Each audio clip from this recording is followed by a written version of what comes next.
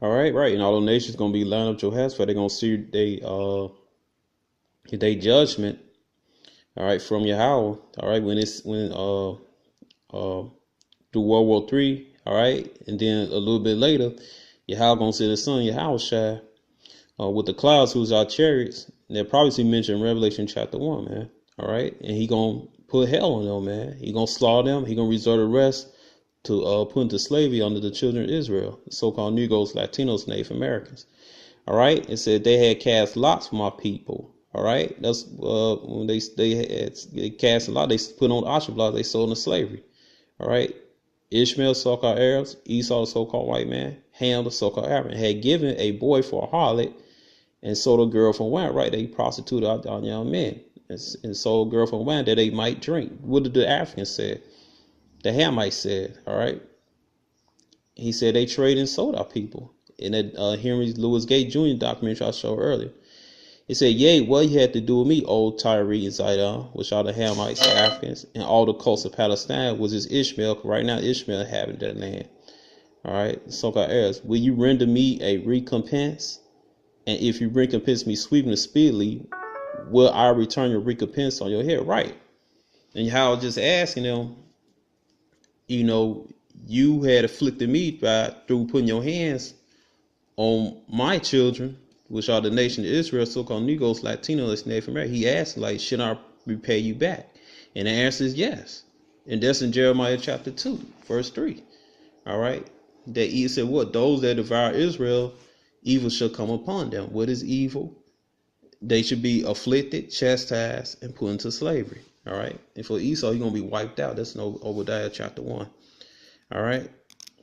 Now let's see what this Igbo sister say. I think people forget that Nigeria's history is directly tied to the history of Black Americans in America. I think people forget that enslaved people came from places in Nigeria, right? I'm Igbo. A lot of the Baya Biafra, a lot of enslaved people came from that area. Right, and I think people don't realize that, right? So somebody who's in the diaspora, a Black American, we could have very well shared the same great-great-great-great-great-great-grandfather or great-great-great-great-great-grandmother, right? I think we forget that families were broken up. People lived in fear. People lived in terror. People adjusted, their cultures and their traditions and their lives around the slave trade. Families were broken up. Societies were ruined. And then after that, there was colonization. And during colonization. So there you answer your question, Vocab Malone. All right. Yes, those that left in West Africa, if they fit the curses Deuteronomy 2:8, they are Israelites. All right. Here go from the Jewish virtual library about the Igbo with their sister, the group that she's from. All right. There you go. They saying they Israelites. All right. It says right here, according to oral tradition, Igbo resided in Igbo land, a region of modern-day Nigeria, for over 1,500 years. Before that, the tradition asserted they were migrants from ancient Israel. All right. So there you go. All right. And there goes some of the part of the Northern Kingdom. All right. Because majority of the Northern Kingdom over here in America, some stay behind. All right. It says right here, the decline of Jewish communities of West Africa can be traced the arrival of Muslim invaders in 14th, 15th century. I just read you in Joel chapter 3. All right. The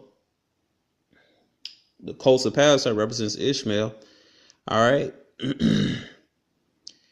North and West African Jews abandoned local communities of Berbers, Christians, and Greeks to war of the invaders, but eventually succumbed. Many were forced to convert to Islam, sold into slavery, or simply massacred.